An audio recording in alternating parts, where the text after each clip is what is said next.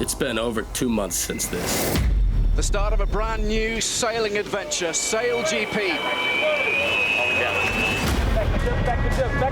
Lessons of the past have already been learned. Not on day one, boys. Neither past failure nor triumph mean a thing.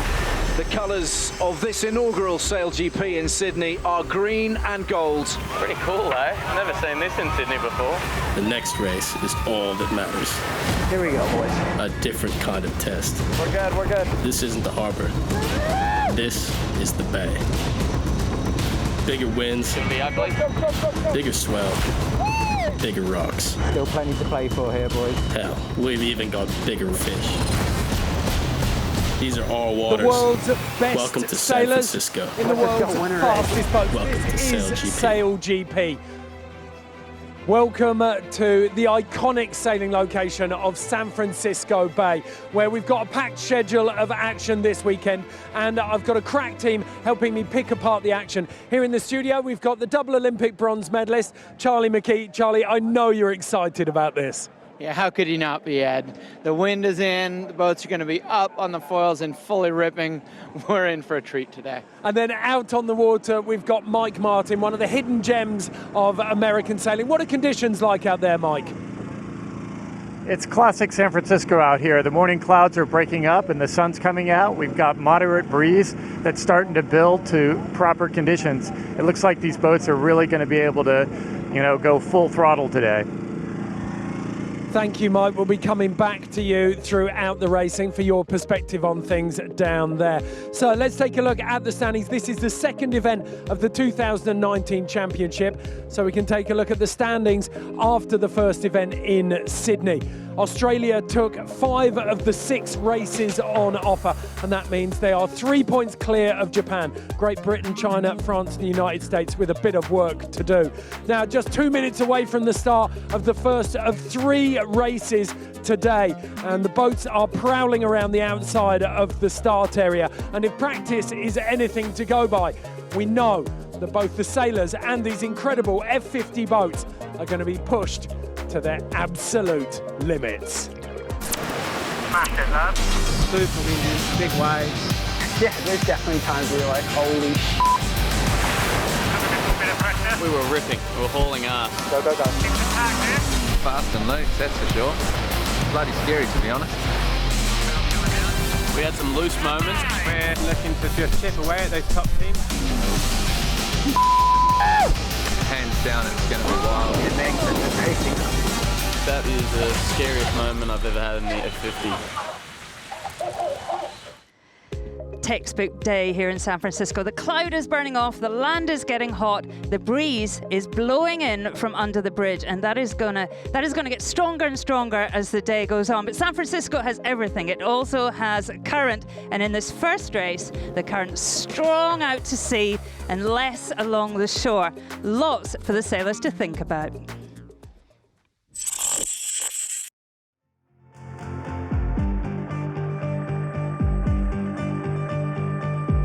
So, welcome to SailGP San Francisco for race number 1. The wind is building and so is the expectation. I am joined by double Olympic gold medalist Shirley Robertson. Shirley, welcome.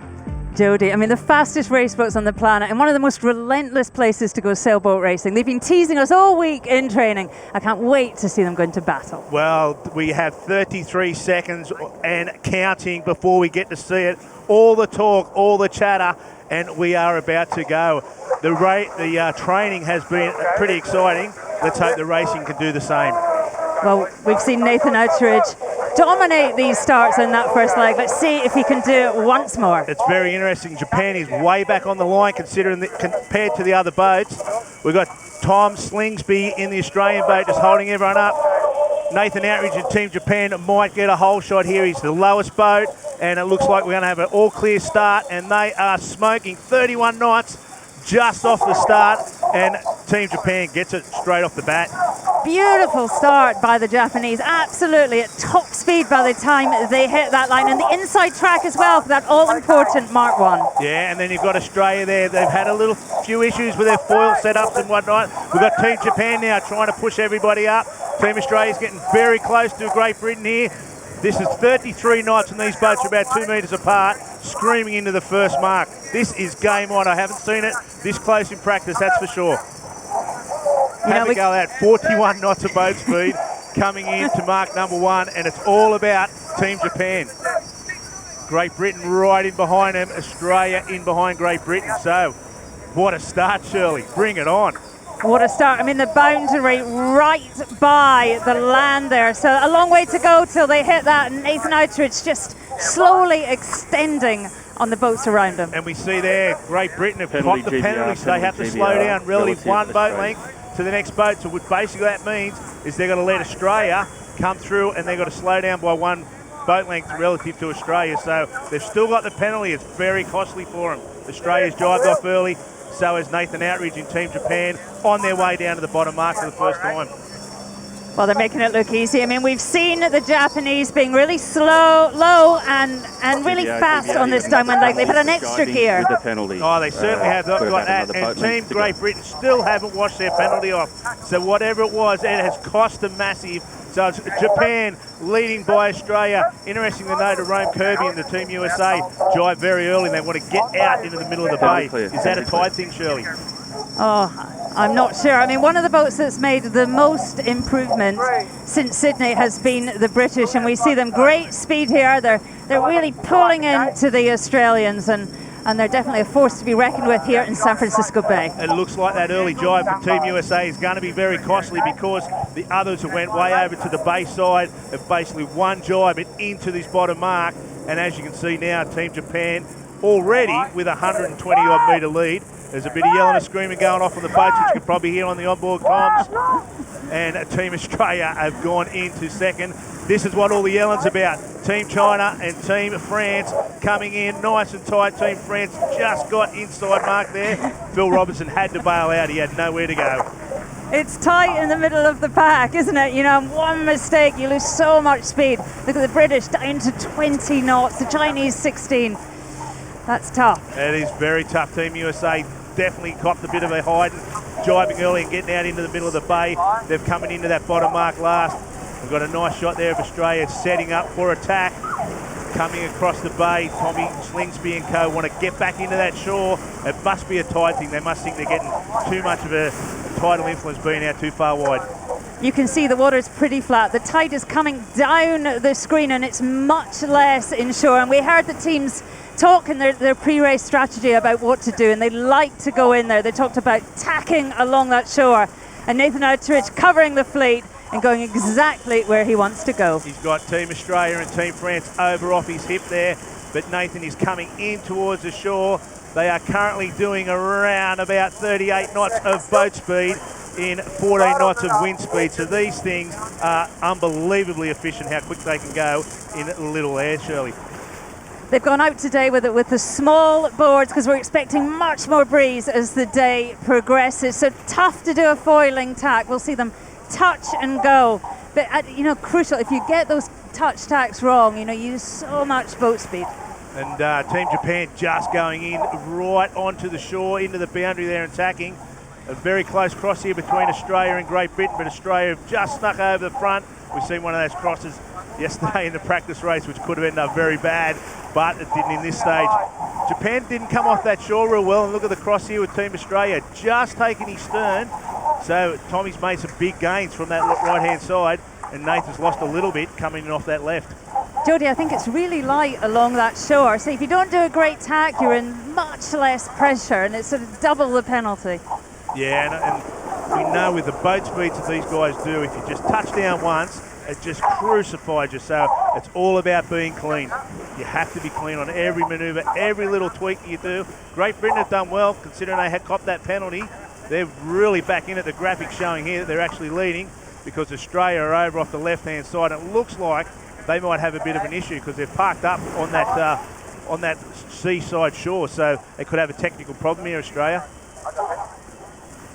Well, Great. Definitely the prize, Jodie, for the most improved since the first event in Sydney goes to the British. There's been loads of technical modifications, which has meant the whole system of flying the boat has been improved and upgraded. And these guys, they worked on the simulator before they even came here. They look a lot more comfortable than they did in Sydney. A lot more confident as well. I think that's the key. Confidence is the key, and they're that confident. I think they're leading this race now. Team Great Britain have just gone in front of Team Japan. We've got the issue with Australia over on the city side.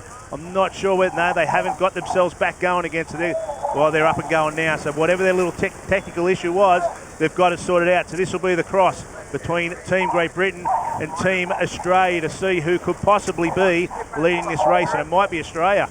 They've got a, looks like they've got an absolutely glamour of a left-hand shift coming off San Francisco. I mean, you can see it coming down off the St. Francis Yacht Club there. More pressure, darker spot on the water, and, you know, less current inshore.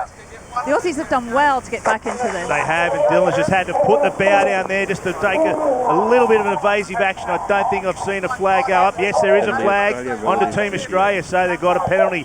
Dylan Fletcher and co on Team Great Britain. Done a nice job there in avoiding. Here we go on the onboard, on the replay. You see Team Great Britain just have to come around the back of Australia, and that's why Australia have copped their penalty. So they've got to take their medicine, and that's going to be quite costly. The British Jody right of way boat. They had all the rights. The wind was coming from the right-hand side, which means that the Aussies had to give way. I cannot believe the change up in this race from the bottom mark where Dylan Fletcher and the Team Great Britain boys were back in the pack because of that penalty. Next top mark, they're leading by at least 100 metres. You know, and now you get ahead, you can make all the right decisions. You know, they chose the right-hand mark looking upwind. They've gone out into more pressure and more current. Another close cross here between the two on-water rivals in Australia and Japan. Japan just taking the stern there of Australia, splitting top marks though. Team Australia is going to go into the shore. Nathan Outteridge and Team Japan want to get out into the bay. This is where the currents come in. This is where the setup for less jives and all the less manoeuvres. Less manoeuvres means less issues potentially that could happen. Team France coming in fifth place, with the USA still coming in sixth place. So it's not looking too good for Rome and his crew in the first race. They would have had their bit between their teeth. Team China, still coming upwind. So Rome's in fifth, Team China in sixth. We're looking now at Team Great Britain, who are smoking downhill 37 knots. Have a look at the spray coming out. And if you watch closely on these boats, you've got the flight controller in the middle. He's basically keeping the boat nice and level. The higher they go, the faster they go, but the more risk they've got of tripping over. So it's the guy in the flight controller's job to just get that balance right. You see Dylan Fletcher there. He had his hands on the wheels. He wasn't adjusting the trim at all. But Team Great Britain at this stage, 250 odd metres ahead of Australia, who are coming downhill very, very fast, with Team Japan chasing them as well. Looks like Australia are going to go through a jibe here. Sitting it down a little bit. They just need to make sure this is a good jibe, because it's going to be a cross here with Team Japan. And we're going to go, they're going to keep holding off. They're happy to go right across Team Japan and going over towards the city side. Looks like Nathan's going to, and Team Japan are going to come into a nice bit of pressure there. Great shot there of Team France. Billy Besson, he's going to have his bit between his teeth as well, because they haven't done too well in practice. But knowing what he likes to do, he loves to win, and he'll be wanting to get in. Team Great Britain sat it down at the bottom mark. Will that be costly, Shirley? They look slow. I mean, they pulled out a massive, impressive. Here's what happened to Team Great Britain. They went up, and you're watching. They overreact. So the boat goes up. They're flying way too high. The rudders ventilate. Leeward rudder goes down. Bang! The nose goes in the water. Everyone gets a drink. That's not fast. And that water is cold, but they still. Well, they just need to get going. They've completely completely stopped, which has opened the door right up for that man and that boat. Team Japan, who won the 3 practice races yesterday. Great Britain had the biggest lead possible. All they had to do was not make a mistake, and the pressure has obviously got to them. Speaking of pressure, Team Japan didn't have a very good mark rounding, with Team Australia coming in at 37 knots. This could change again. This lead, this is on this race. Team Australia are coming at 2 times the boat speed of Team Japan, who are now slowly starting to wind that thing up. So we race to the boundary here between these two. Team Great Britain still haven't got anything done. They've got no beat speed. I'm wondering whether that little touchdown or big touchdown has caused them some issues. They may well have damaged something. Also, they may well have filled up with water, and it takes a long time to get rumbling again. So, looking on board here now, Dylan Fletcher will be fuming inside that helmet. He had a great lead and just had to get it down. So, anyway, they'll wash it off and they'll keep going. The race is still on. We're on the last upwind, and it is Team Japan with Nathan Outteridge on the helm, closely followed by his rival on the water, Tommy Slingsby in Team Australia. Team France are back into this race. We haven't seen this before. Normally what we've seen is one boat's just gone and extended. We've got 5 boats all within 200 metres here. This is pretty cool racing. It's good. I mean, in terms of the tactics as well, Jodie, they like the left-hand side. I mean, it obviously they felt it really paid on that first speed, and those tacks are costly, but they're putting them in. There was a very close cross there between Great Britain and France. We're back on board now with Nathan Outteridge and Team Japan. He's just having a look around. The beauty of Nathan not having to do the flight control system, it goes to the flight controller, is the fact that he can now race the boat, and most of the skippers are adopting that. They can get the head out of the boat, they can look around, they can do a lot more tactically instead of trying to fly the boat. And you can see Team Japan were just about set up for attack. We're on board now with France. They're in it. France are having a good race. They'll be very, very happy with this. Practice wasn't great for them. Team USA just might be giving a little bit of wing wash there, which might be slowing them down. I mean, Jodie, looking at the data from practice, the 2 boats that have been flying the highest, 20 centimetres higher than everyone else, has been the Aussies that we're looking at now and the Japanese. If you're brave enough to fly high, you are going to go so much faster. Massive reduction in drag. And to see how tight the racing still is on the last upwind. Team France just had to go around the back of Team Australia there. Team Japan still on their way up, but it looks like from our point here that they're not going to make the top mark. They still have to do at least 1 more tack. Maybe it will be 2 more tacks, so they have to tack around the top mark. Team Australia coming at them hard.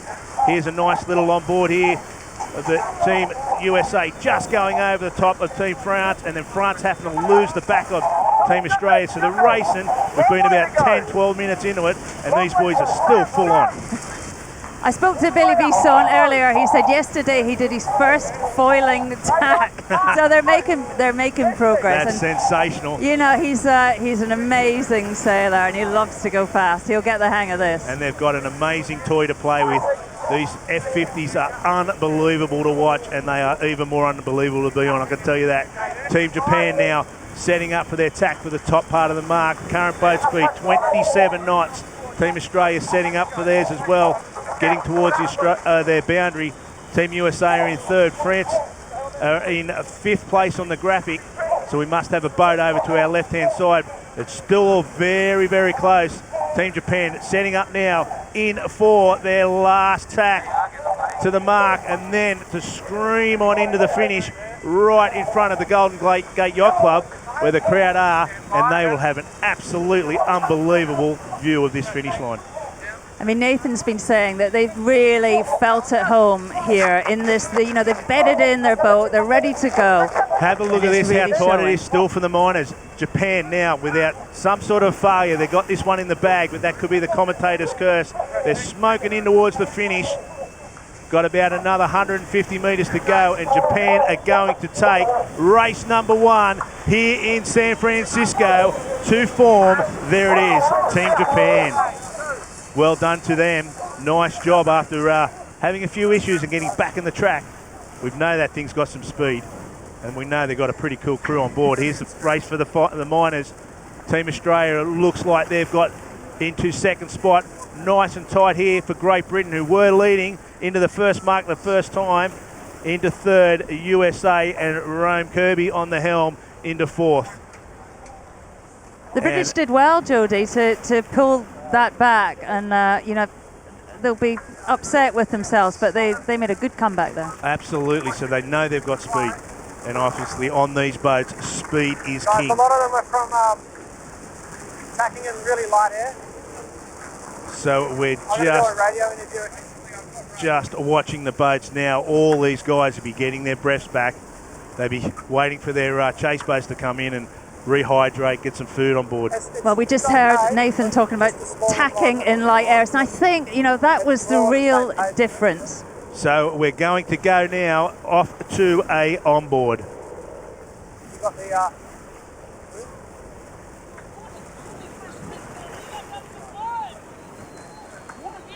Wow, without question, the most intense racing we have seen in SailGP so far. Charlie, breathtaking start.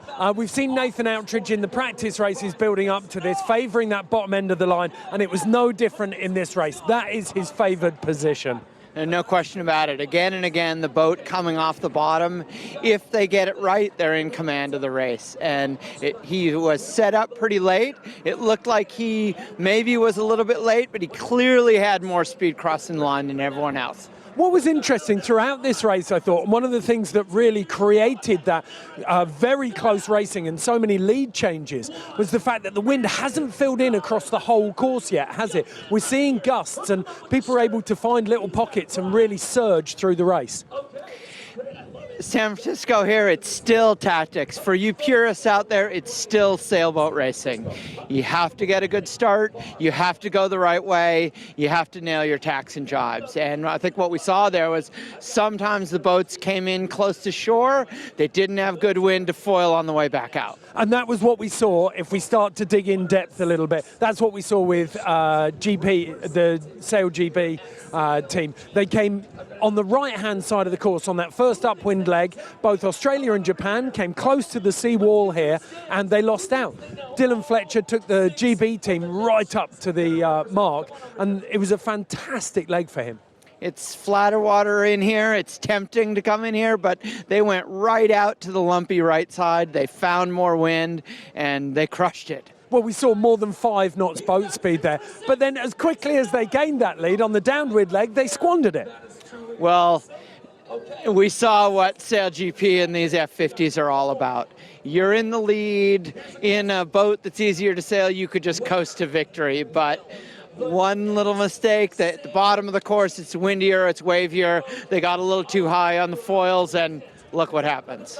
Yeah, they squandered that lead, able to claw it back to 3rd position, but they were still, you've got to say, wasted a very, very strong lead there. Mike Martin was out on the course for all of that. Mike, what did you see from out there? It looked like very, very close proximity racing. Wow, it was super tight racing, super exciting. You know, it looks like France had a great start and Japan led early. You know, this is amazing, all the place changes we saw, and little mistakes really cost a lot. So it was super to watch from the water, and you know, the conditions really sort of piped up for that race. There's still some holes around, but... Okay, Mike, do you see it getting a lot choppier down at the bottom of the course, the downwind mark? Is that what created problems for Dylan Fletcher and the British SailGP team?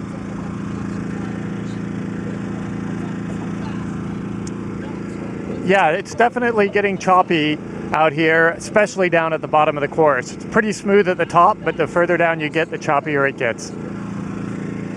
Okay, thank you very much, Mike. We'll come back to you after the second race. Charlie, lots to think about for all of the teams, but definitely Team Japan and Australia dominating again there with boat speed. Yeah.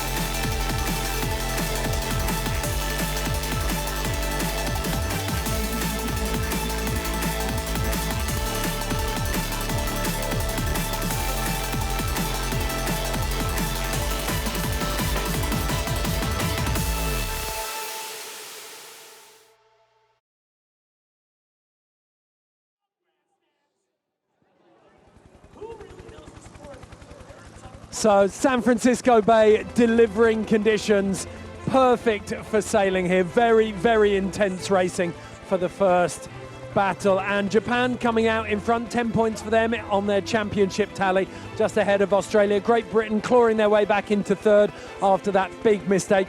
Rome Kirby, Billy Besson, Phil Robertson, all finishing within a minute of Japan. Some of the tightest racing we've seen. So let's start to pull it apart and find out exactly what went down there. from the start, Nathan Outteridge stamped his authority on this race, didn't he, Charlie? He did. Once again, he fights for the bottom of the line, and he had more speed crossing the line than everyone else. That's the bottom line. It wasn't the getting a little closer to the line, who exactly had the timing right. He was going knots faster than everyone else. And it was a procession from the first mark down to the downwind mark, but then choices on the upwind leg of this race. The British SailGP team taking the right-hand side of the course, and that paid off for them, didn't it? The boat speed was phenomenal. It paid off big time. They went far out to the right. There was more wind out there. The boats that came in here towards the flatter water, when they tacked and went back out, they fell into less wind. They couldn't get foiling right away, and it was just a dramatic lead change. Yeah, so the British team overhauling both Japan and Australia on that leg. And we actually saw a very close cross. We'll come to that later on. But the Australians incurring a penalty because they were on port and the British had right of way on starboard. It was pretty clear cut that the Brits had to bear away to avoid a collision there. It might have been the Australians who were a little bit surprised because all the way back there, as we discussed earlier, the Brits had more wind. They were going faster, and they came from behind. Okay, well, you can see the British boat there, just pure speed. They're on 28, 29 knots, way, way faster than both the Japanese and the Australians there. But they came round this upwind mark, and then they flew off downwind. The speeds are reaching 35, 36 knots, Charlie. And as we said, it's starting to get choppy down at the bottom there. They'd extended a lead of over 250 meters. What happened? So all of a sudden they find themselves in the lead. They're ripping downwind. It is gradually getting bumpier and a little more dicey. And did they get carried away with themselves and let the ride height be a little bit too high? You know, one thing we saw was after they came crashing down, their boat filled up with water. They can't foil again. You saw Chris Draper, the wing trimmer, look back and see, is our lead big enough to hang on here? And no way. No, and this is the shot of it. So you see the boat start to come up, and then it just nosedives in there, and they've taken on so much water. The hulls will hold up to 5 tons of water, and these boats only weigh 2.5 tons. So the danger of starting to try and foil and power these boats up with that much water, and you're talking a 7.5 ton boat instead of a 2.5 ton boat, and that is when you start to break things. So as we've already seen, conditions out here in the San Francisco Bay, very, very temperamental, difficult to negotiate for these guys, and local knowledge comes at a premium. And one of the skippers who knows these waters best is not actually an American.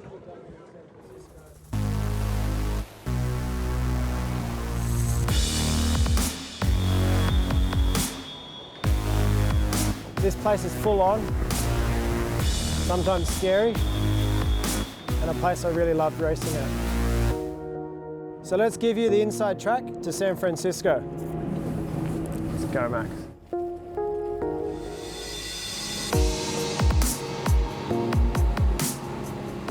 So we're here just below Pier 39. We've just come up from Alameda. Bay Bridge is in the background, and on a typical day here in San Francisco, you go from a transition where it's glass, absolutely no wind, to this very distinct line.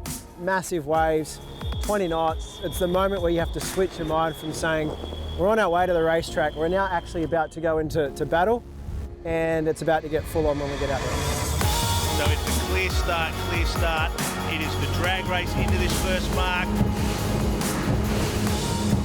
This is where the bottom marks are going to be. It always blows from this direction. It's the most exposed part of the bay, and definitely a place that you just want to get in and out of very quickly.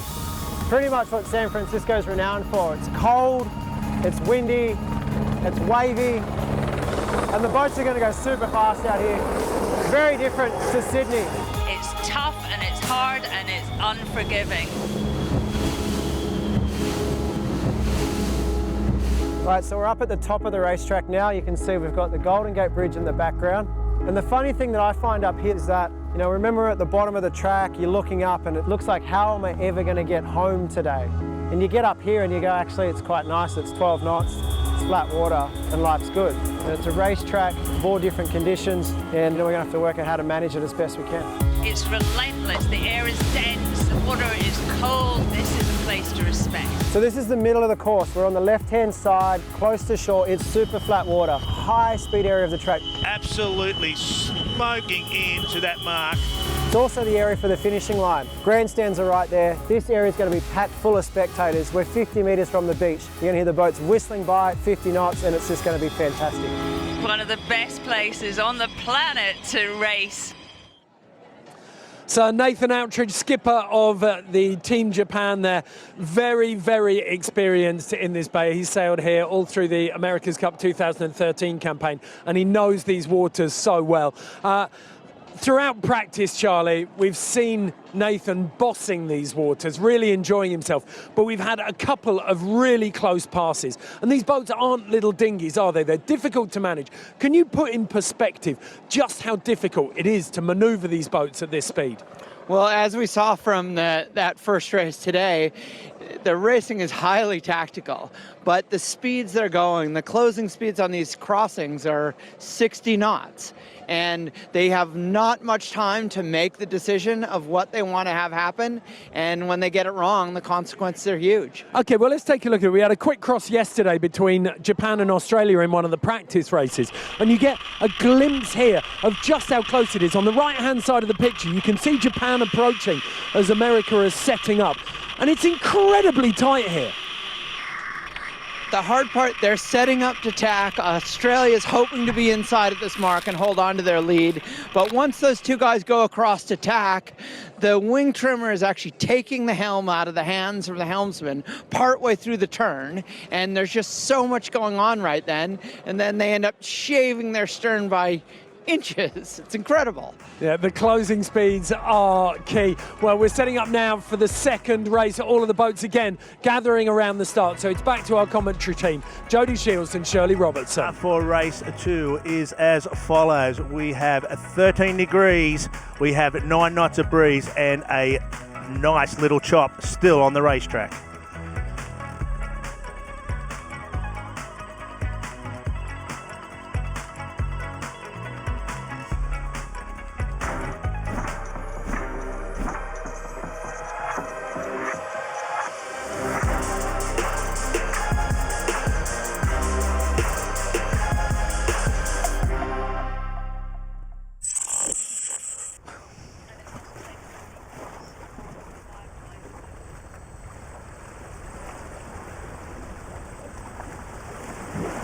We are back for race number 2. Hello and welcome to SailGP San Francisco. The wind has increased from race number 1 and the action will surely do the same. I am once again joined by 2-time Olympic gold medalist Shirley Robertson. Shirley, welcome. Oh, it's exciting, Jody, isn't it? As you say, we have more wind for this race and the tide has changed, so we'll have bigger waves. Lots of action. Lots of action. I don't know whether I can handle any more action. That first race was sensational and the breeze is up, which is only going to be one thing, more and more action. They've got the heavy air or heavier air jibs on and the smaller foils, which they struggled a little bit in that light airs. They've got the right configuration now, 20 knots of wind speed. Let's see what these things can do. You know, they have to get a good start. You have to cross that line at maximum speed, and the boat that has been doing it so far is the Japanese. Let's see if he can do it once more. It's interesting that that team you are talking about is way at the very top end of the course. They did this in practice yesterday and it benefited from him. He has pulled the trigger already with 5 seconds to go.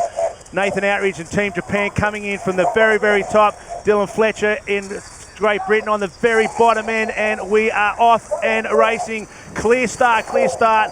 Great Britain had a great start there with Team USA all the way on the top of them as well. It'll be interesting to see whether Japan can roll over the top of this fleet. Looks like on that shot that he might just be struggling to get down over the front of France there. Great Britain with 40 knots of boat speed. Here we go, he's wound it up. Nathan Outteridge on Team Japan. Just as we spoke, the final part of this reach has come into play for him, and he is fighting it out with Dylan Fletcher, who's just going to get into the zone first. What a start. You look at the Japanese, they fly higher than anyone else. They get the best top speeds, and he just seems to be able to deliver it when he has to. Well, here we come all the way in towards the beach or in the city front.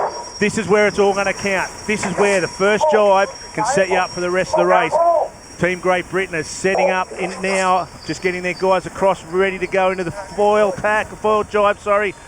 Team Japan just had to miss the start-finish line there, so that could have been an interesting little issue for them, but it was a great jibe by Team Japan, just coming over the top of Team Great Britain, who also done a nice jibe. In the background there, Team France just putting the bows in the water. That's not fast. But Team Great Britain is smoking on downhill. Japan in second. Looks like we're on board now with a Team Great Britain. Dylan Fletcher just adjusting a couple little knobs there on his steering wheel, so he's just setting himself up for the bottom, Shirley. Problem is he was in this exactly same position on the race one, and we all know what happened there. So have they learnt from race one? The British look fast and they look smooth and they look pretty confident. And although, you know, they had a bad manoeuvre in the first race, they're back on it now. Well, let's see if their coaches have coached them anything or taught them anything between races. And we have got awesome action here with Team Japan just trying to get a little bit over the top of. They might be flying a little bit higher than Great Britain. So it looks like they're not going to make the bottom mark. So it's all about another jibe. Be interesting. Team Australia is a little bit lower in the racetrack. So he could pull out a few positions here between China and USA. Definitely going to go behind China.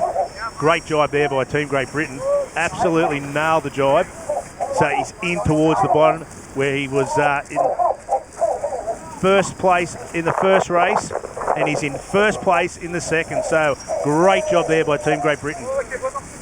Nice ley line, nice execution, going the right way. And we've got Team Japan into second, Team China into third, and a great race here between the old crewmates in Tom Slingsby and Rome Kirby. Australia and USA coming into that bottom mark. Rome give him a nice little bit of space to get in around, because at 40 odd knots you don't want to be bumping boats, that's for sure. Things will not end well. We saw Dylan Fletcher having a little look over his shoulder. They're coming to get me. So what's happening here? Dylan's just going to have to go to the boundary. Nathan's sort of trying to trap him off there, but Dylan can get to the boundary and basically call an obstruction area. Nathan will have to tack off first, and Dylan will have clean air to tack right on the boundary. He's just got to get in there. I think you'll see Team Japan tack off very, very soon, and there they go, which has allowed Team Great Britain to go all the way in and take the heat off him a little bit. Team USA was one of the early ones to tack, and Rome Kirby and his crew, a very young crew, but they got that thing wound up today, coming out into the middle of the course. Team Japan look like they've got some nice speed. Australia's got some nice speed. Great Britain's wound up now off the left-hand side. Well, in the first race, Jodie, we saw lots of holes in pressure along the coast there, but the wind's filled in now, and I think Dylan must have looked upwind and thought, yeah, it's all right. He looks like he has got a little bit of a left-hand shift, because his bows are pointing a lot further up than definitely what Rome Kirby and Team USA were doing on the right-hand side. Rome and the Team USA have just tacked now. Could be an interesting cross here between him and China. We might just try and stay with that a little bit. Looks like USA are going to go over the top of them. So it is status quo. Game on between Great Britain and Japan. Japan's going to come over. Team Australia attacking off the right-hand boundary. Interesting. Most of the boats used the left-hand boundary in the first race. Now they're all coming over to the right. I think that's current, Jodie. The current has changed on the right-hand side of the course, so they're happier to go out there. Yeah, they're not going to get as effective. The nice shot here of Team Great Britain throwing it around the tack, and I'm going to call that a foiling tack. That looked pretty cool to me. I could see air under there. I could see a lot of air under there. So here we have the on-board of Team Japan, and they are on the chase for those very fast blokes on the Team Great Britain side, and that is a great shot there. Back on board with Team Great Britain now. It's such a balance, you know, between the driver and the flight controller and the guy trimming the wing, and you've got to get all those three components working together at the right time.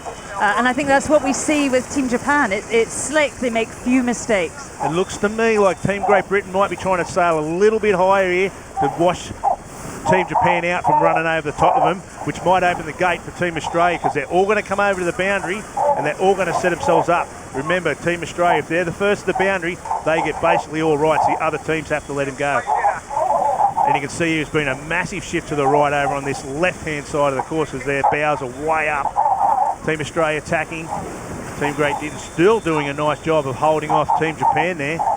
Team Japan setting up now for attack to go right on top of Team Australia, and they will not be liking that at all. Team USA coming back out into the middle in 4th spot. He's got some speed going. They've more pressure on that right-hand side, but you know the American team are doing well. They've had more time training here than anyone else. They were so motivated to raise their game after the 6th position in Sydney, and it's great to see Rome Kirby. He is actually flying his own boat. They chose not to use the new flight controller system, and he's flying it himself. You can see him there, what Shirley's talking about. He's just twisting that little twist grip on that red steering wheel, and that adjusts the foils going backwards and forwards, and that helps with the flight of the boat.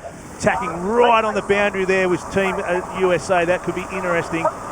And Team Japan and Team Great Britain still fighting it out for the top of the course. They're setting themselves up now for the lay line. Japan done a beautiful foiling tack there. Lowest they got in the boat speed's about 21 knots through a tack. Some boats don't go 21 knots. These things are unbelievable. And that tack has set himself up to possibly roll straight over the top of Team Great Britain here. Team Great Britain first into the top mark. Done a nice job themselves to get in and around that tack. And off they go on the downhill.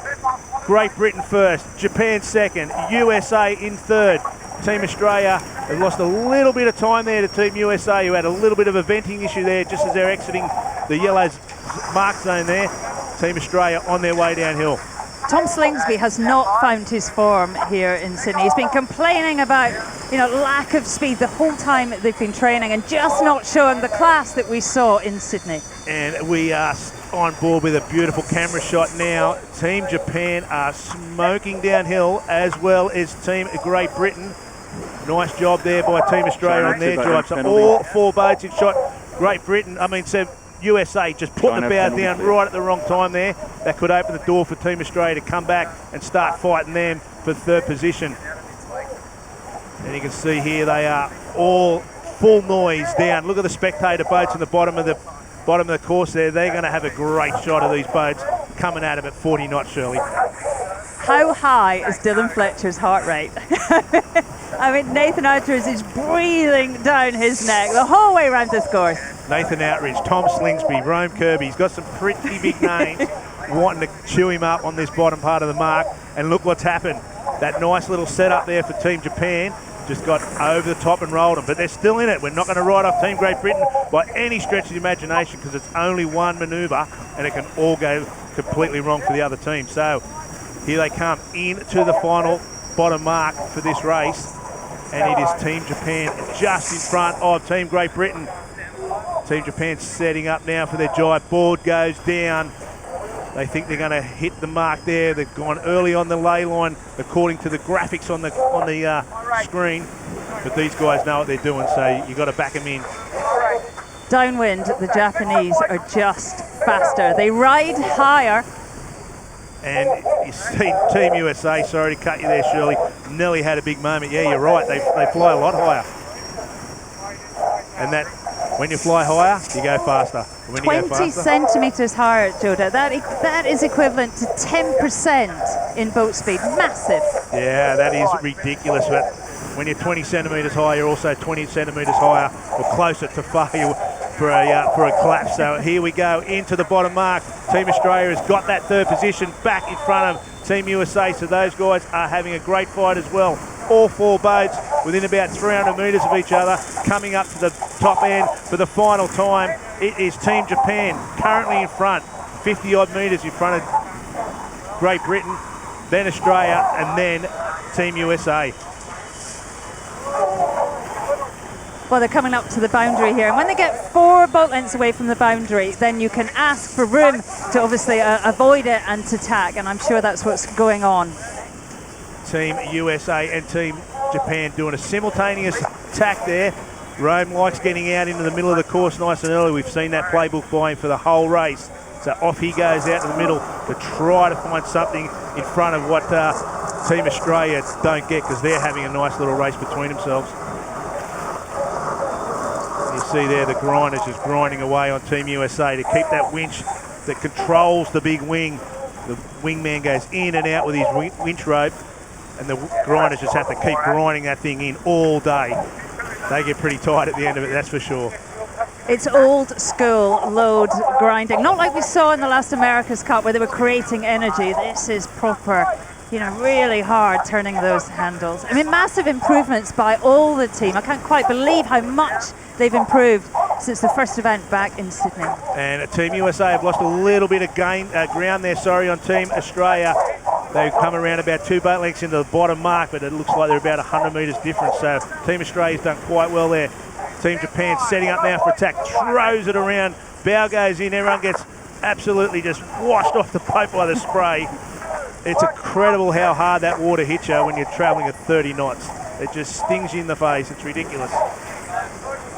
So they're all going back over to the left-hand side of the course. They're still about halfway up this work. There's still a little bit of work to go. Team Great Britain at this stage are happy to get out in the middle. Maybe they're going to set themselves for what they call one and in, so go over, one tack up to the top mark. Will that be the big game changer? We'll soon see. Setting up here is Team Great Britain. In through the tack. A little bit of bow down, but when they look upwind, you can see that flying machine of Team Japan and also Team Australia absolutely smoking in towards the crowd in front of the great yacht clubs.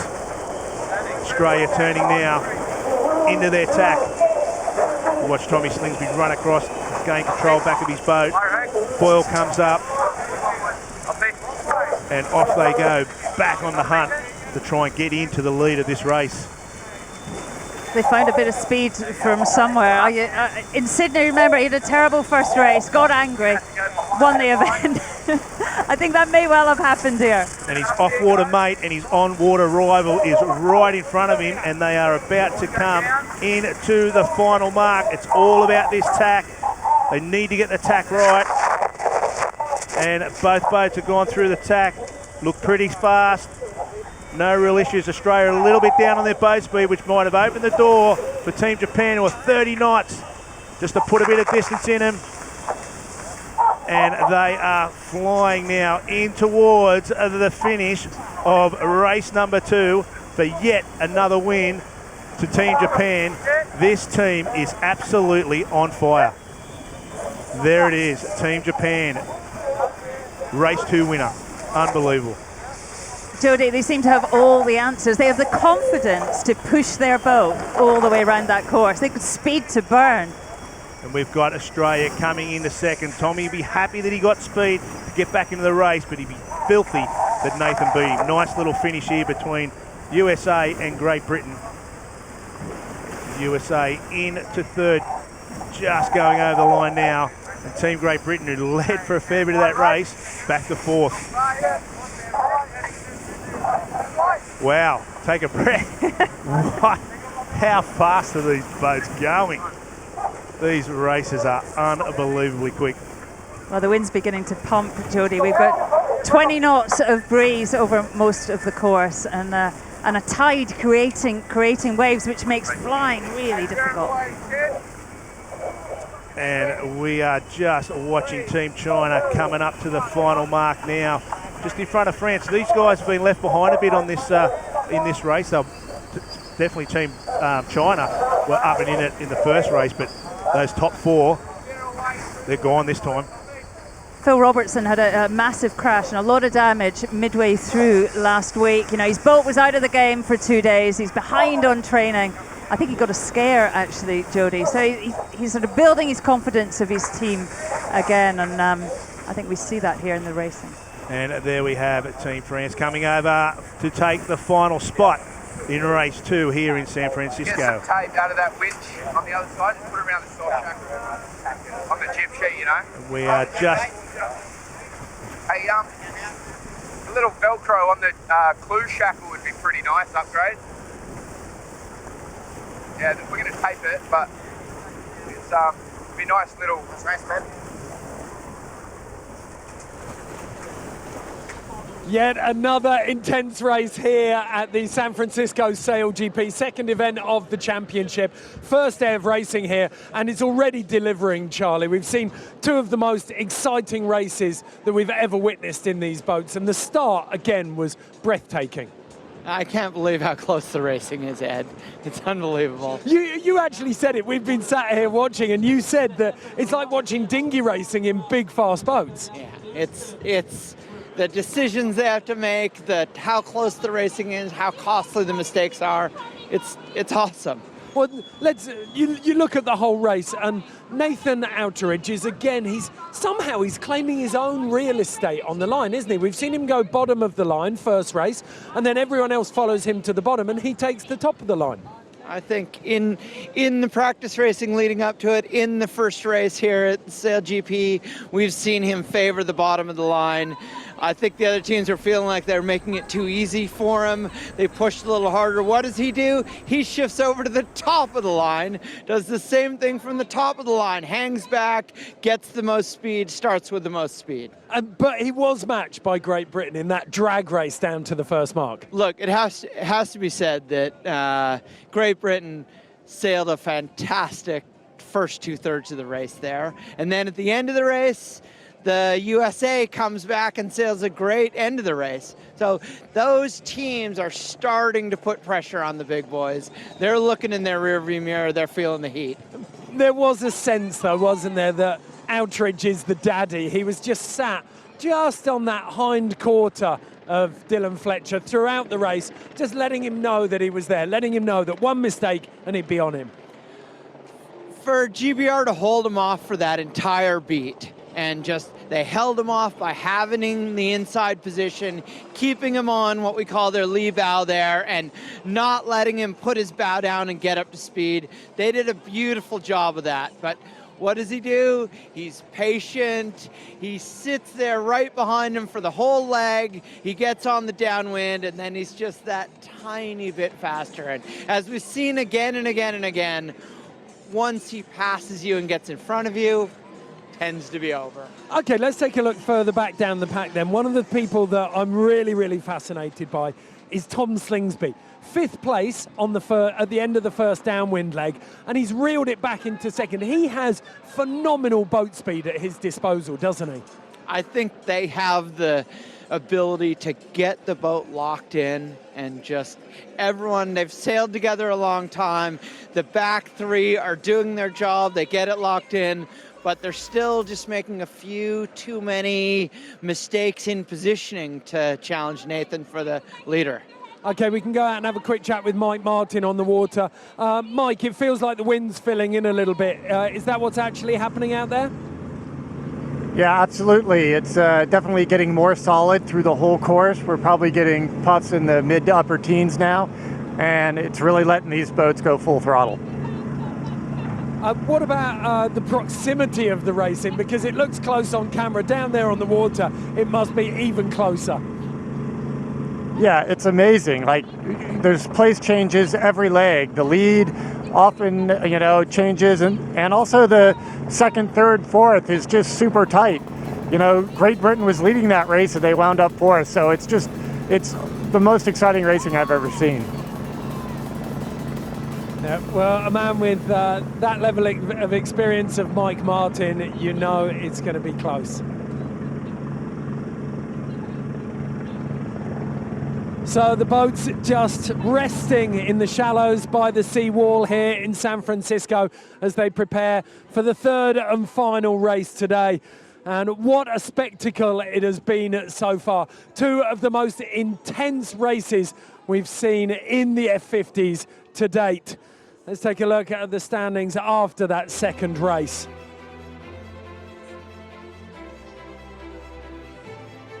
A convincing lead again for Japan. They sit on 65 now, just 1 point behind Australia. There was a 3-point gap after the first event, but they've reeled that in. Great Britain starting to close that gap with some great performances, and America moving from 6th position up into 4th. And Charlie, that's a big indicator of how much progress the United States team under the helmsmanship of Rome Kirby have made between the Sydney event and the event here in San Francisco? Look, that team of young Americans are all fantastic sailors, but normally you would look, especially at the back three, and say it takes a long time to get your coordination down and to get in sync because you have so little time to communicate. The fact that here we are just in the second event of the season and they're already knocking on the door of the leaders, it says a lot. Well, another team that we've seen progressing massively are Great Britain. We're going to take a look at the start of that race now. And this was beautiful, wasn't it? Nathan Outteridge again finding his own real estate, this time at the top of the line. But Dylan Fletcher's boat speed for the British team was just phenomenal. The way that I look at that is the GBR had a great first race going. It looked like they were going to win. They had a disastrous nosedive, filled up with water, went from the front right to the back. Did that shake their confidence and they say, okay, let's take it easy here in the second race? No, they went and nailed the bottom end of the line there and held off Nathan for the first half of the race. So, you know, hats off to them for that. The bear away round the first mark, you can see 45 knots of speed. These boats are absolutely motoring. That's 60 miles an hour, more than 90 kilometers an hour. But this angle shows us just how much pressure Nathan Outteridge in the Japan boat is putting on Dylan Fletcher. For those people who thought that, oh, maybe catamarans, they don't maneuver very well and it's not going to be very tactical, look at these two races. Those boats were locked together for the entire first half of this race. Well, we've talked about the amount of pressure that Nathan Outteridge is putting on Dylan Fletcher here, and you see this jibe as they're coming down. Dylan Fletcher jibed on command there, and it was a foiling jibe, but just the sheer boat speed from Nathan Outteridge in the Japan boat, and he goes past. Nathan's behind. He has slightly more speed. He goes to make his turn. The GBR, they can either try to match it on command. They can't wait 2 or 3 seconds. They either have to go right then or they have to let him go, and it leads to a big split. They decide to match it. They pull it off beautifully, but just the relentless speed, top-end consistency of the Japanese just rolls them over the top. Well, you talk about that speed. There's one thing that I noticed here that I absolutely love. We can take a look at it. All the other skippers are wearing their helmets, their buoyancy aids. Nathan Outteridge is wearing ski goggles. He's going so fast. It looks like he's about to be shot out of a cannon there. Phenomenal racing from Nathan Outteridge, and he's going so quick he needs the ski goggles. Now, one of the teams that's also in development are some of the most experienced NACRA 17. They're one of the dinghy foiling catamaran classes, and they're the French team, Marie Rio and Billy Besson. They've done a phenomenal job getting used to these boats, and they're coming on very, very quickly. Only the first race? You want only the first race? Or only the finish? On n'a pas passé la porte, hein? Bah non. Non, on n'est pas passé Putain, on n'est pas marqué là. Putain! We were, really in a really good position on the reaching. We make a great start. Yeah, we catch, I think, a good puff. We did good maneuvers and good first downwind.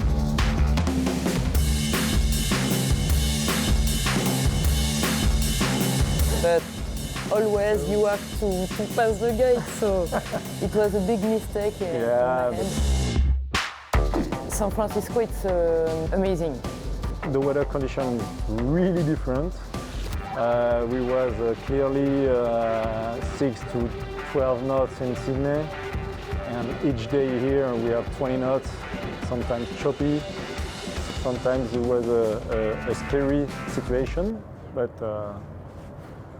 it's all right.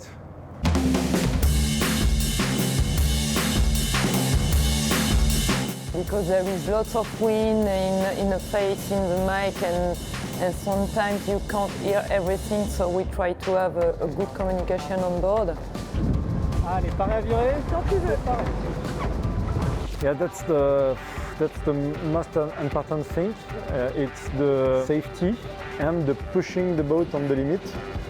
And that's why it's really difficult, because sometimes you want to push the boat on the limit, and sometimes you very fast but safe. Well, are you very fast? We'll take each race after each race and each day after each day, and we will see at the end of the event we can be outsider. We can say that. We can say that, and we are outsider, and we can learn with a happy face and make a great job with that.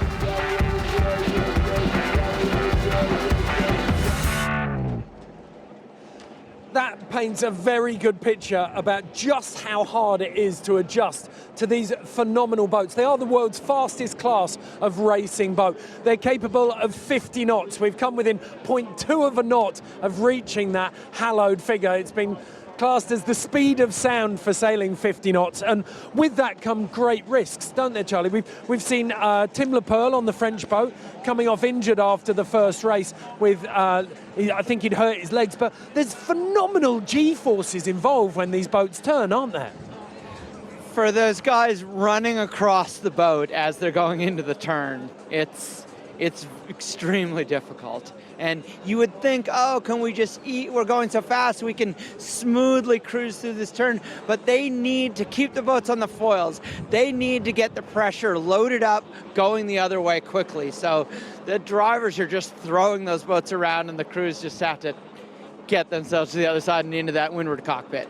Well, if you actually watch the boats, you can see them leaning into the turns. Time now to go back onto the water for the third race with your commentary team, Shirley and Jodie. And the weather conditions for race 3 is as follows. We have 16 knots of building breeze. We have nearly a meter's worth of chop and 13 degrees of air temperature for what should be a great race.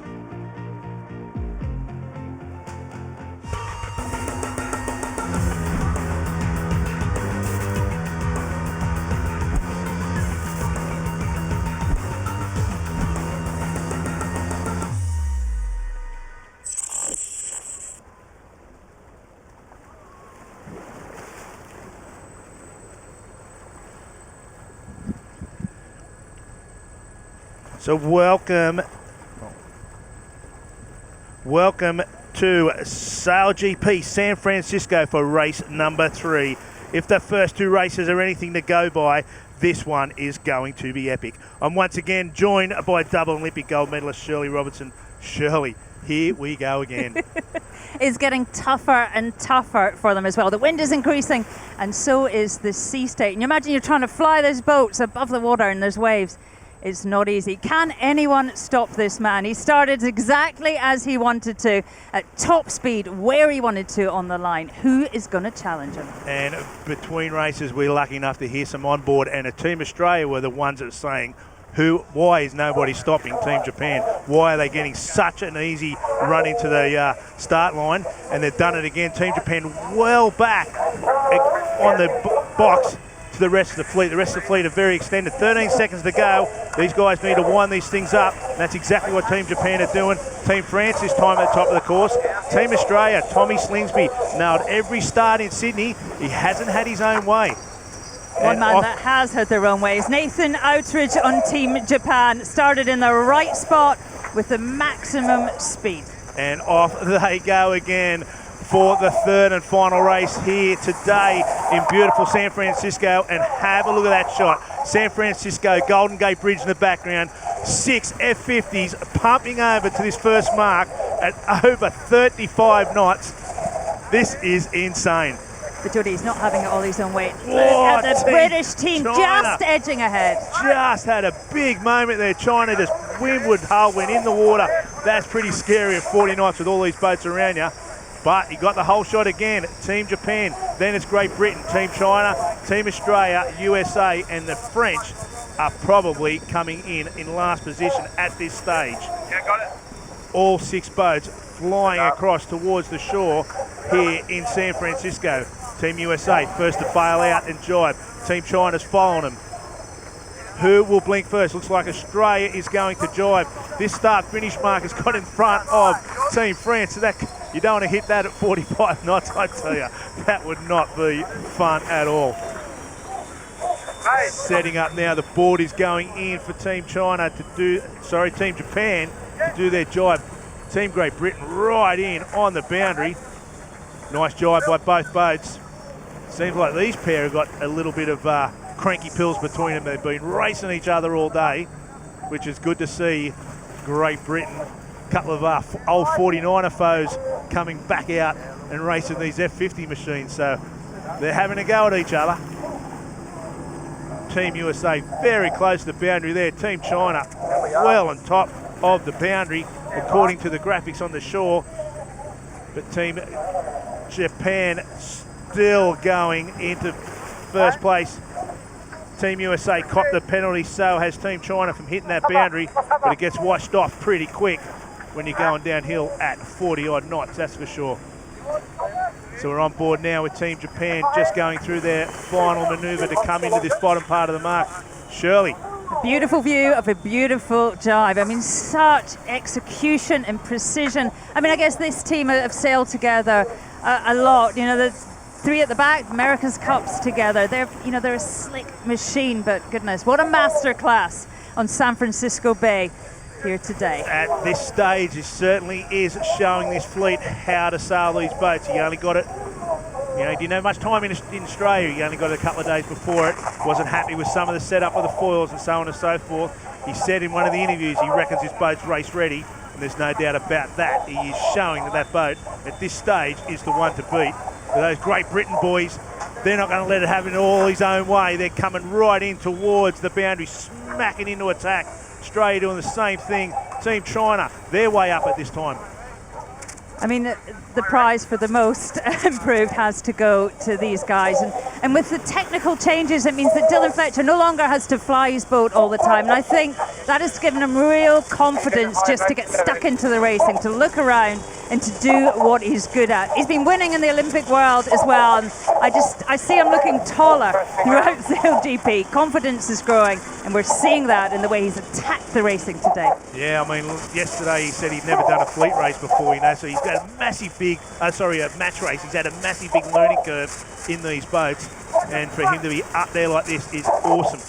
But it's still Team Japan leading this race. Great Britain in second, Australia in third, China coming into fourth, USA fifth, which means the French at this stage are coming in last position.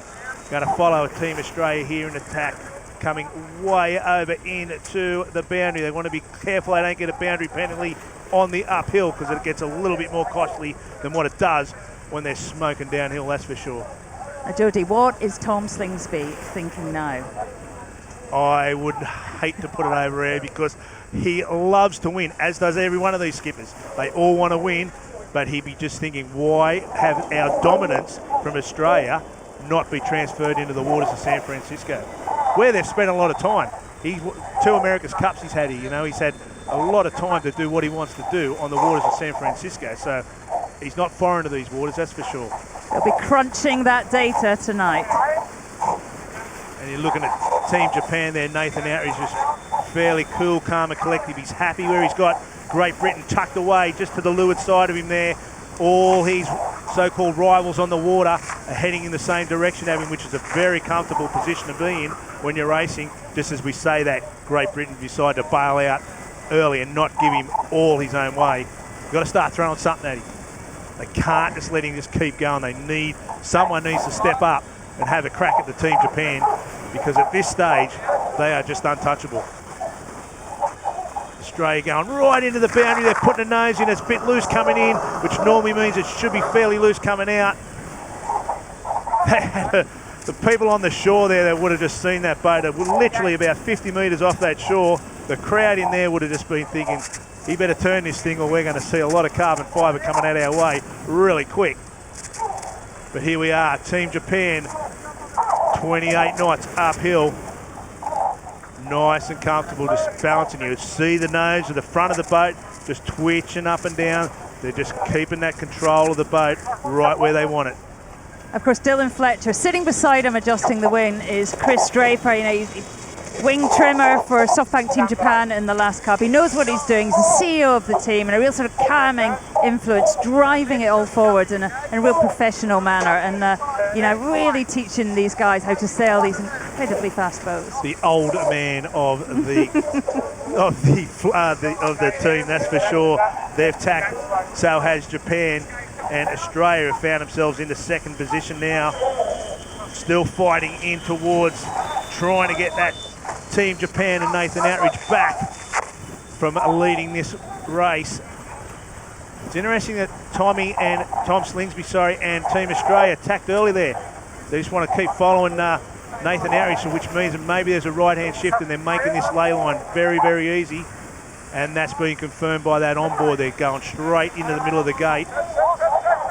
So a big shift like that doesn't really help them being able to come back and catch it, that's for sure.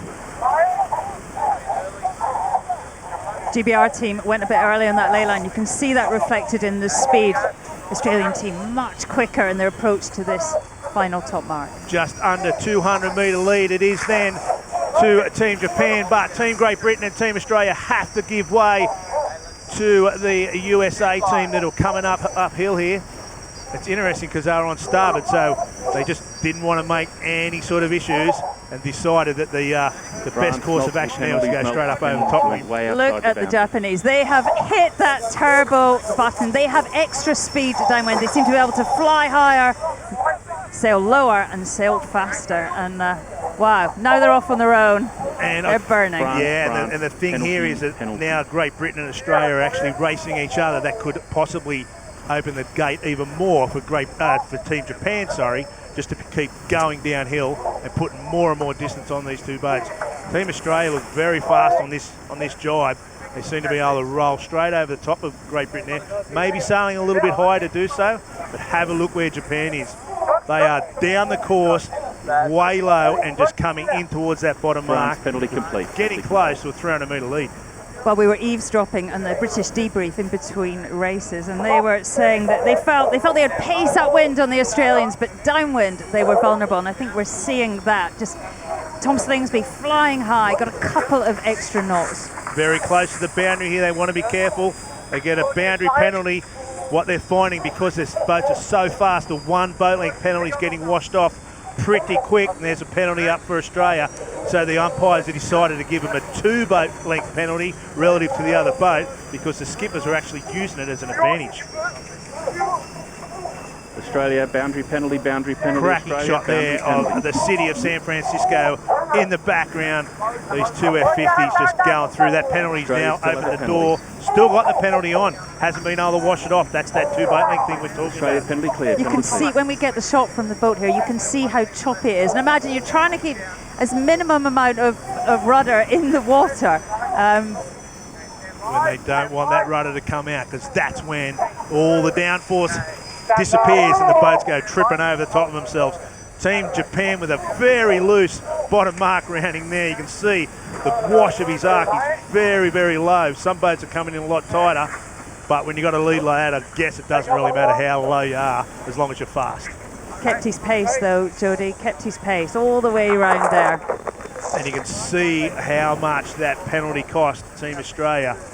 So Great Britain have now taken probably about a 3-4 boat length lead into the second position with Team Australia. It was interesting that the Aussies decided to follow them. Maybe they're just going to back their pace, or Tommy just got Dylan in his sights because of the penalty. And he's almost letting Team Japan just sail off in the distance. On board here with Great Britain going through the tack. He's done a nice job there on the tack as well. Australians tacked out early. But it is still Team Japan on their way uphill with a 198 metre lead to Great Britain. And we are coming towards the mid part of the course. Couple more tacks in and they're going to get up that top mark and maybe have a perfect day. You know, the British now just defending. Now they're looking behind the Aussies. They've stopped looking at the Japanese and they're confident on their upwind speed. And, straightforward, covering your opposition. You're doing a great job of that, Dylan Fletcher and his British team. And there's a great shot there of how fast the guys are going there on a lower mode. But they're just trying to get over the top of Team Australia. So Team Australia don't have any tactically gains by being in front of them. They can just put the boat in front, then control that position. We've got a bit of an issue here with Team China. We've got a grinder that's fallen off, the bow's gone down, skip up out of the water, bow down in the water again. That gets very, very dangerous. and very, very ugly. That is out of control. That is for sure.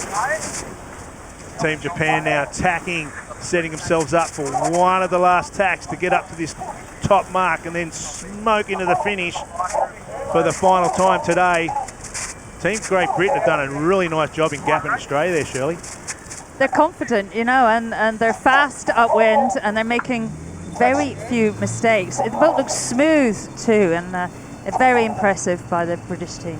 Yeah, there's certainly impressive in this team that we are looking at here now. Looks like he's actually caught him a little bit on the racetrack. Looks like what Nathan Outteridge is trying to do is bow down to the front of his boat, bow down to get across to maybe the next shift a little bit quicker, which changes the gauge, so the distance upwind between the two boats. So it looks like Dylan might have been catching him there, but I think Nathan's just trying to get across to the next breeze. When we've looked at the data in practice, the Japanese seem to have a sort of lower, faster mode upwind, and I think that's what we're seeing here. Not the most spectacular tack there by our leader. They still need to get that thing up and foiling, and there it is. What a great shot from the cameraman, getting right in there to show this Team Japan boat coming upwind. You can see just missed out on that graphic there, but they're nearly close to that top mark. Dylan Fletcher's just checking out what he can do, but he can do nothing because it's all about Team Japan once again in and around the final mark for the final time with a 130-metre lead. And off they go, 45, 46 knots, something out of control to most people, but these guys are doing it like they are walking in the park. What an absolutely amazing performance by Team Japan. What can you say, Shirley? That is just 3 wins from 3 races. Great Britain into second, but that is an amazing effort by Team Japan. You know, he was determined after Sydney, Nathan Outteridge, to come here and to show his form and to show, you know, what they can do. And I know he was really disappointed then. And wow, what a day, what a performance. What a performance, he's not wrong. You know, when he's wearing his goggles, Jody, he means business. Maybe he should have his goggles on all the time because they seem to be working.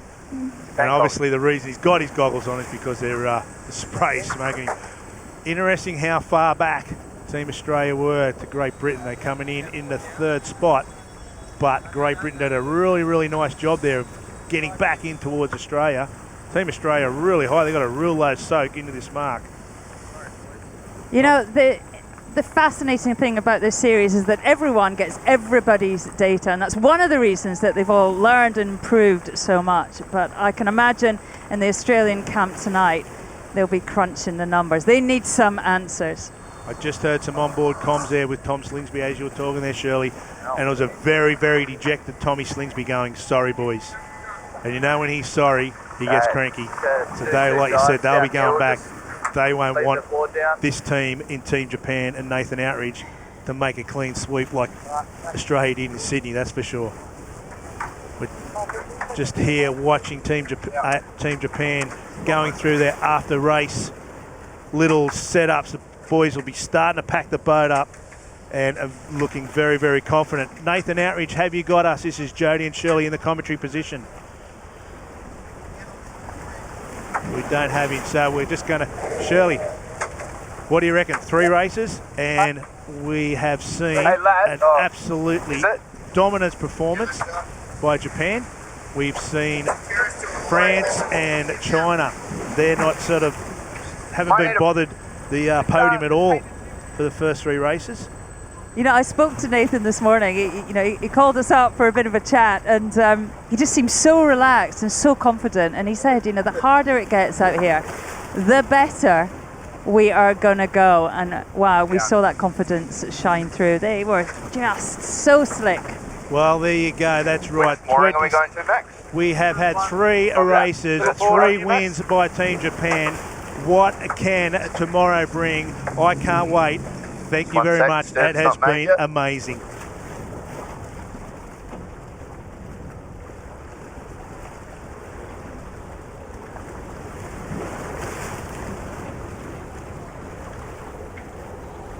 The helmet's knocked up.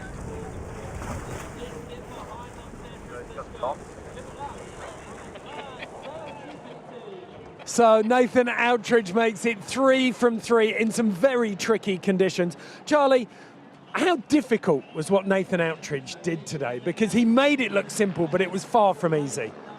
Well, that many times around the track in those conditions, you would just expect a slip up that's going to somewhere along the way let someone through. So it's a pretty strong message to the rest that as the conditions get harder, he's the king. He was so patient with Dylan Fletcher, wasn't he? He didn't seem to be rushing. He was just gently applying the pressure on that stern of Dylan Fletcher and letting him know that he was there. And he's still got that little bit of speed advantage, especially downwind. And that just keeps the pressure ratcheting up. Well, the one thing to take from that race, I suppose, when we're looking at the bigger picture, is that Dylan Fletcher has finally managed to break that lockout that Australia and Japan have had on the top 2 places. Look, we have to start this by recognizing that the Japanese team just dominated the day. But the standout performance from who came here to show that they're going to compete, that was a fantastic performance today by GBR. It really was. And let's not forget as well, Team USA. They were in 6th place at the beginning of this, and they've hauled themselves up right through the rankings into 4th. Ron Kirby, in challenging conditions, has really got that boat flying. They've come together, they've shown that they can sail the boat in strong winds, they can get around the track, they've made some good decisions today, but really you have to look, coming away from Sydney, there was 2 teams clearly dominant, and now GBR shown there's a 3rd team right in the mix right now. If we want to get stuck into a little bit of detail as well here, and this is worth talking about, there have been a couple of minor adjustments to the boats between Sydney and San Francisco. One of those is that you've now got a flight controller with a different mechanism to control the flight, rather than the skipper using the wheel, except on Team USA, where Ron Kirby has maintained control of that wing, which it leaves a lot of responsibility with him, doesn't it? It is, but on that young team, he does have the most experience. He's the one who he feels what's about to happen, and all the skippers are using their, twist grips to do it, but the other teams are turning over more flight control to the forward guy. Okay, it's been a scintillating day of racing, and now that they've caught their breath a little bit, we can have a chat with Shirley Robertson and Jodie Shields, who were in the commentary booth. Both of you, there was a lot of expectation on today, but it delivered in some style, didn't it? Oh, it was so fast, wasn't it? And so close. And apart from the Japanese, lots of lead changing. But, all these teams, they learn really quickly. And I think tomorrow we may well see some of the teams challenging Japan. Lots to learn, and some amazing sailing here in San Francisco Bay.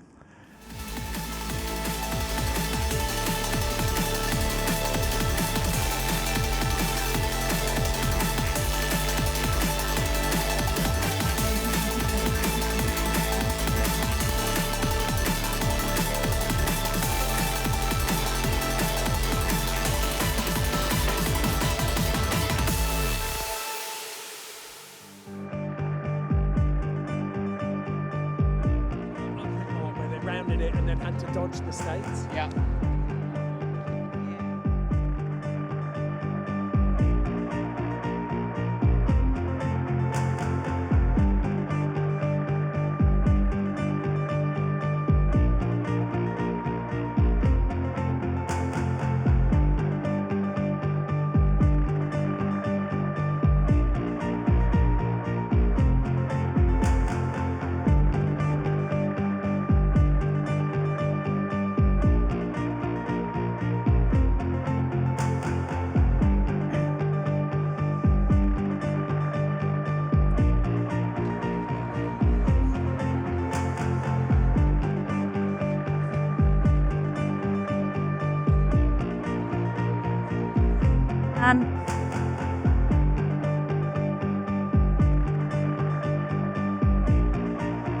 What a day of racing here in San Francisco Bay, and what a leader. 3 wins out of 3. Team Japan helm Nathan Outteridge. Well, they'll be celebrating this evening, but pushing hard behind them, the British team, much improved from the last event in Sydney. And in third, the winner in Sydney, but in third, trailing, is Tom Slingsby and his Australian team. Behind them, the USA, China, and France.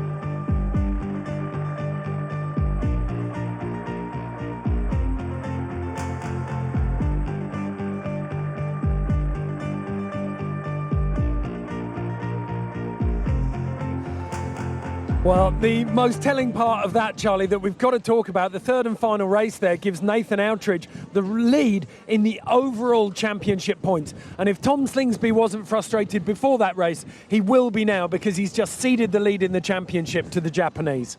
And that has to be very disappointing for the Australians.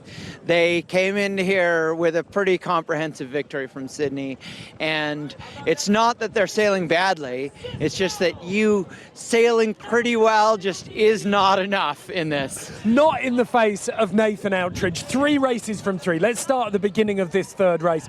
Another incredible start in the Japanese boat. Yeah, the thing that he's focused on here is wherever he is on the line, he's determined to have more speed. So that puts more pressure on his getting the time and distance right from a further distance away. But like you said, he's 3 for 3 on that today, and it looks like, look, he's barely has clear wind. They might be over the top of him, but he's going just that little bit faster, and he ekes his way through An to be in a good incredible pincer position. movement as well on Japan there. We saw Phil Robertson just getting dumped by GB and Japan as they closed the door.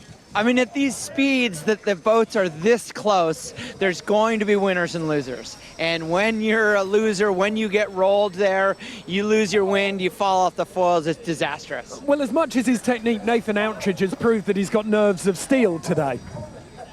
Well, that's no surprise. He's the cagey veteran of this group. And he showed that in the tight spots, he will just keep the pressure on. Well, the big story of today, I think, we've seen Nathan Outteridge lead from the front, but Team GB have been knocking on the door all 3 races. They've succumbed to the pressure and fallen off the pace and let Australia and Japan through in the first 2 races. So the challenge here for Dylan Fletcher was to hold off Tom Slingsby and claim one of these top 2 spots, wasn't it? So the first race, they were in command, they had a big mistake. Second race, they're in a pretty good spot. They can't quite hold on. Here they go, race 3, and they had to be feeling the pressure here.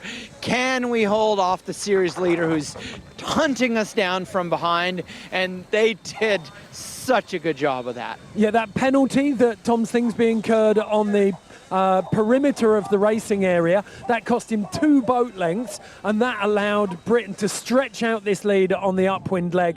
And the Japanese boat, it seems impossible to catch. Once Outteridge is out in front, that's the race done so far. There's always the time where you're doing the risk reward. It's so hard to do the risk reward when you're going those kind of speeds, but Shirley nailed it exactly right. At some point in that last upwind leg, the GBR did the risk reward and said, we're not going to catch Nathan unless he makes a big mistake. Let's focus on staying ahead of Slingsby and the Australians. And even after that boundary penalty, the Australians were right behind putting the pressure on. They had to make, after that penalty happened, they had to make a jibe, they had to make 3 tacks, and they had to keep it on the foils, every one of those. And the Brits went 4 for 4 on those maneuvers. And, that's got to be a confidence boost for them. Yeah, a massive, massive improvement for the British there. They've broken that stronghold of the Australians and the Japanese on the top 2 spots, and it's all going to be to play for tomorrow. Will they fly high, fast and loose, or will they play it conservatively, keep it low and a little more steady? Certainly the wind is forecast to get up a little bit. This is the schedule for tomorrow's racing. 2 fleet races with all 6 boats on the water, and then at 1:33 tomorrow afternoon we'll have the match race. The 2 best boats, the 2 highest boats on the championship leaderboard will be going head to head in that match race. Promises to be a mouth-watering prospect, Charlie. There's one thing that we can say with absolute certainty here in San Francisco, we're going to have plenty of action tomorrow. Okay, it's time to say goodbye after a very dramatic day of racing here in San Francisco. We'll see you tomorrow, once again, with SailGP. 6 boats out there, it's pretty full.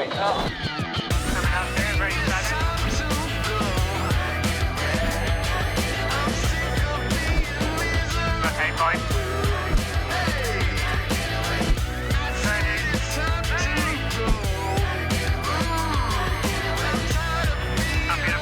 What an absolutely amazing performance by Team Japan.